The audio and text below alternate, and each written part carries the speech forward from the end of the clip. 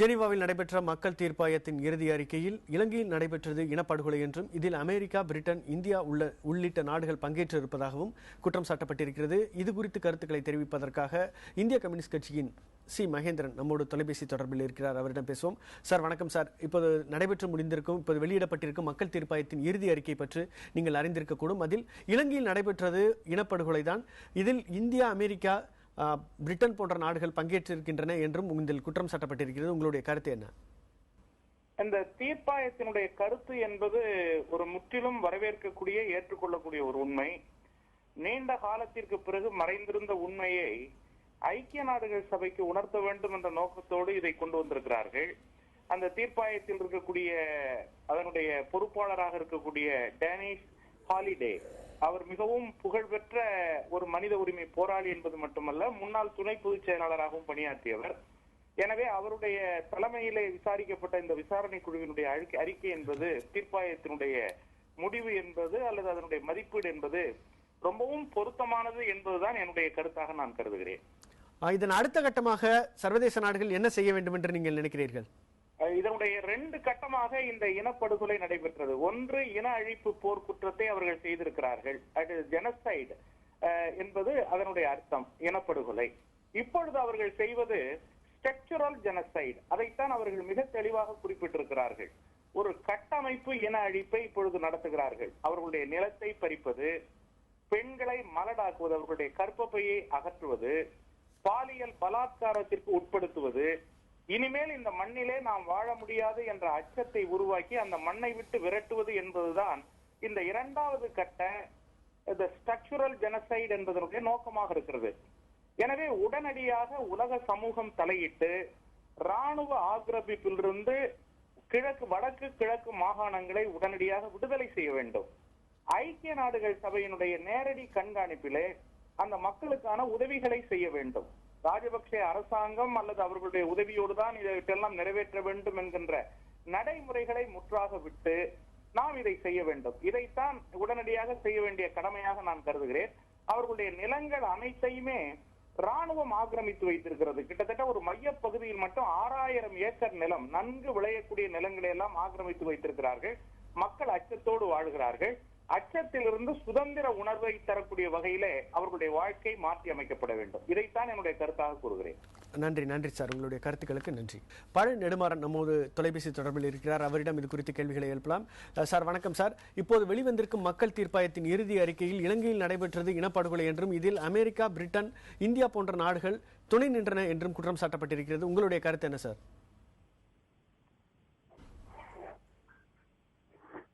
ஐயா, அங்கே திட்டமிட்ட இனப்படுகொலை நடக்கிறது என்று டப்ளின் மக்கள் தீர்ப்பாயம், ஜெர்மன் மக்கள் தீர்ப்பாயம், ஐநா மனித உரிமை ஆணையர் நவநீதம் பிள்ளை ஆகிய எல்லோரும் சொல்லியாகிவிட்டது. இப்போது அதை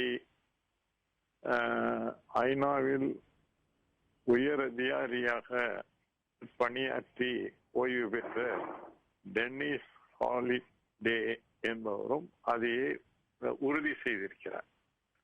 ஆக இவ்வளவு பேர் சொன்ன பிற்பாடும் இனிமேல் ஐநா மௌனம் சாதிப்பது நல்லதல்ல. தீர்மானங்களை போட்டுக் கொண்டிருப்பதிலே அர்த்தமில்லை. உடனடியாக நடவடிக்கையில் இறங்குவதற்கு ஐநா முன்வர வேண்டும். அப்போதுதான் அங்கே எஞ்சி இருக்கக்கூடிய தமிழ் மக்களையாவது நம்மால் காப்பாற்ற முடியும்.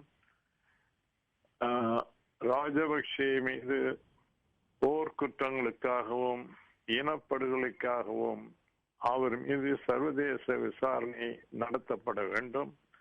2வதாக அங்கே தமிழ் பகுதிகளில் உடனடியாக அந்த மக்களுக்கு பாதுகாப்பு அளிப்பதற்காக ஐநா ராணுவத்தை அங்கே அனுப்பி அந்த மக்களுக்கு பாதுகாப்பு கொடுக்க வேண்டும்.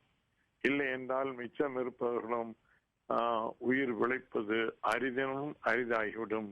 உடனடியாக இந்த 2 நடவடிக்கைகளிலும் ஐநா ஈடுபட வேண்டும். நடக்கவிருக்கும் மனித உரிமைகள் கவுன்சில் கூட்டத்தில் இலங்கைக்கு எதிராக அமெரிக்கா ஒரு தீர்மானத்தை கொண்டு வரவிருப்பதாக செய்திகள் தொடர்ந்து அடிபடுகின்றன. இதனை பிரிட்டன் ஆதரிக்கிறது.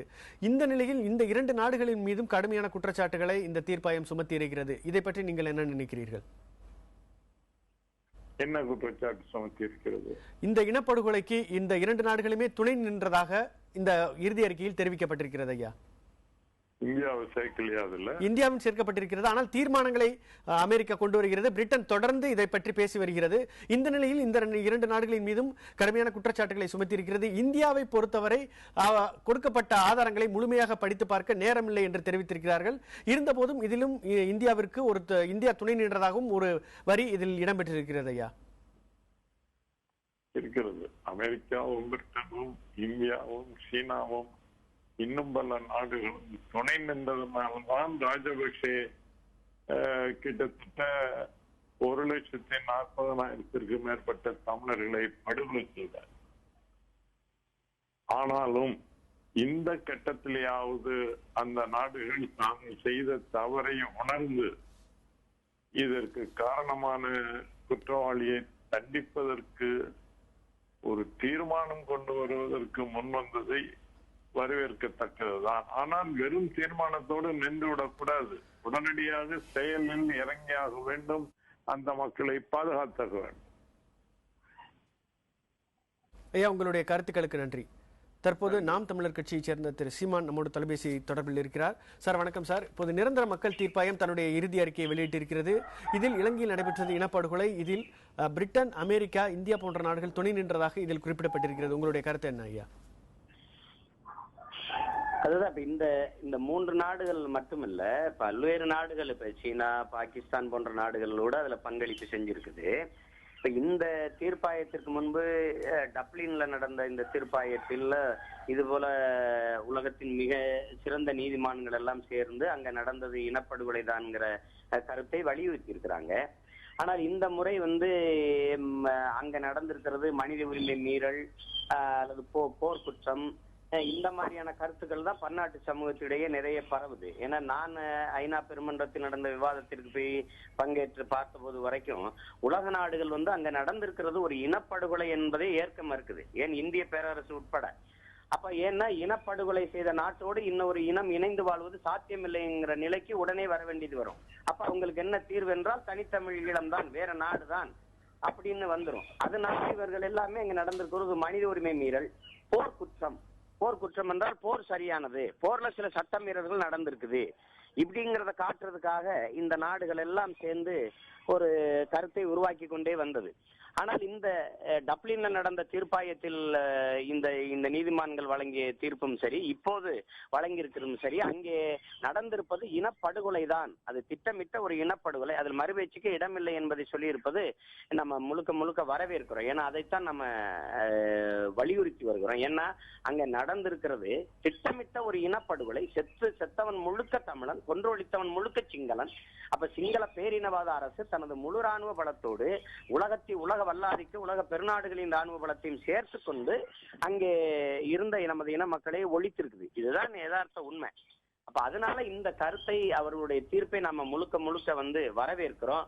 இதை வெறுமனே ஒரு தீர்மானத்தோடு நிறுத்தி விடாமல், இப்படி ஒரு இனப்படுகொலை செய்த நாட்டில் கொன்றொழிக்கிற ஒரு இனத்தோடு கொன்றொழிக்கப்படுகிற ஒரு இனம் என்னை எப்படியாவது கொன்றொழிக்க வேண்டும் என்று ஒவ்வொரு நொடியும் துடித்துக் கொண்டிருக்கிற ஒரு இனத்தோடு கொன்றொழிக்கப்படுகிற இனம் இணைந்து வாழ்வது சாத்தியமில்லை. இதுதான் இன்றைக்கு உலகம் பூரா இருக்கிற யதார்த்த மரபு. இதை புரிந்து கொண்டு எமது மக்களுக்கு ஒரு நியாயமான அரசியல் தீர்வை பெற்றுத் தருவதற்கு இந்த பன்னாட்டு சமூகம், இந்த உலக நாடுகள் முன்வர வேண்டும் என்பதுதான் நம்மளுடைய விருப்பம். அப்ப இதுல வெறும் இங்கிலாந்து மட்டும், அமெரிக்கா இப்ப இறுதிக்கட்ட போர்ல எங்களுக்கு வந்த ஆயுதங்களை எல்லாம் உளவு பார்த்து சொல்லி, இந்த இடத்துல இருந்து ஆயுதம் வருது, இதை அழித்து ஒழியுங்கள் என்று உளவு சொன்னது முழுக்க அமெரிக்கா. அது எல்லாருக்கும் தெரியும். 16 கப்பல்களில் வந்த ஆயுதங்கள் மட்டும் சரியாக எமக்கு சேர்ந்திருக்குமானால் இந்த போர் இன்னும் 50 ஆண்டுகள் ஆனாலும் இந்த முடிவுக்கு கொண்டு வந்திருக்க முடியாது சிங்கள இனவரி அரசால. ஆனால் இந்த துரோகத்தை செய்தது அமெரிக்கா. கடல் வழியே உளவு பார்த்து சொல்லக்கூடிய வலிமையை பெற்றிருக்கிற நாடுகள் சீனா, இந்தியா போன்ற நாடுகள் தான். இது எல்லா துரோகங்களையும் செய்தது இந்த நாடுகள் தான். அதுல வெறுமனே வெறும் அமெரிக்காவும் இந்தியாவும் இங்கிலாந்து மட்டுமல்ல, உலகத்தில் ரஷ்யா, இந்த சீனா, எல்லா நாடு, பாகிஸ்தான், எல்லா நாடுகளும் சேர்ந்துதான் எமது இனத்தை கொண்டொழிக்க இந்த இலங்கை இனவாத அரசிற்கு துணை நின்றது. அதுல இந்த கருத்தோடு எங்களுக்கு முழுக்க முழுக்க உடன்பாடு இருக்கிறது. ஆனால் அவர் கொண்டு வந்த தீர்மானத்தை நாங்க வரவேற்கிறோம். இது வெறும் வெற்று தீர்மானமாக இருக்காமல் ஒரு செயல் வடிவம் பெறுகிற ஒரு தீர்மானமாக வர வேண்டும் என்பதுதான் எங்களுடைய விருப்பமும் எங்களுடைய எதிர்பார்ப்பும். தீர்ப்பாயம் என்பது ஒரு கருத்தை உருவாக்கும் அமைப்பாக இருக்கும் நிலையில் அவர்களுடைய இறுதி அறிக்கைக்கு என்ன விதமான தாக்கம் இருக்கும் என்று நீங்கள் நினைக்கிறீங்க? இது வருகிற இப்ப மார்ச் மாதத்தில் வருகிற ஐநா பெருமன்றத்தில் வருகிற இதுல இதே அமெரிக்காவும் இங்கே வந்து பார்த்துவிட்டு போன பெருமகன் ஐயா டேவிட் கேமரோன் அவர்கள் இப்ப இலங்கைக்கு சென்று விட்டு அங்கே இந்த காமன்வெல்த் பொதுநலவாய மாநாட்டுக்கு சென்று எமது மக்களை சந்தித்து விட்டு அவர் கூறிய கருத்து இப்ப மார்ச் முதல் வாரத்துக்குள்ள அந்த மார்ச்சுக்குள்ள அதை செய்யலைன்னா நாங்க ஒரு பன்னாட்டு சமூகத்தினுடைய தலையிடற்ற ஒரு விசாரணையை நாங்க கேட்க வேண்டியது வருங்கிற கருத்தை நாங்க வரவேற்கிறோம். அதைத்தான் நாங்க வலியுறுத்தியும் போராடி கொண்டிருக்கிறோம். ஏன்னா அங்க நடந்தது வெறும் மனித உரிமை மீறல் மட்டுமல்ல, போர்க்குற்றம் மட்டுமல்ல, ஒரு திட்டமிட்ட இனப்படுகொலை என்கிற கருத்தை நாங்க பன்னாட்டு சமூகத்திட வச்சு போராடுறோம். அந்த கருத்தை ஏற்றுக்கொண்டு ஒரு தலையிடற்ற ஒரு நியாயமான ஒரு நேர்மையான விசாரணையை நாங்க கேட்கிறோம். அந்த கருத்தை தான் நாங்க அமெரிக்காவிடத்திலையும் முன்வைக்கிறோம். நீங்க கொண்டு வர்ற தீர்மானத்தில் அதை வலியுறுத்துங்கன்னு.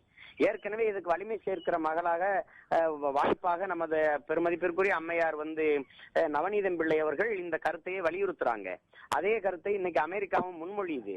அப்ப வருகிற இந்த ஐநா பெருமன்றத்தில் மனித உரிமை ஆணையம் கொண்டு வருகிற இந்த தீர்மானத்தில் இதற்கான அழுத்தம் நிச்சயமாக இருக்கும் என்று நாங்க எதிர்பார்க்கிறோம். அது கட்டாயமா நிறைவேறும். அதற்கான ஒரு முதன்மையான படிக்கட்டாக ஒரு வலிமையான அழுத்தமாகத்தான் நாங்க இந்த தீர்ப்பாயத்தினுடைய தீர்ப்பை நாங்க பார்க்கிறோம். உங்களுடைய கருத்துக்களுக்கு நன்றி.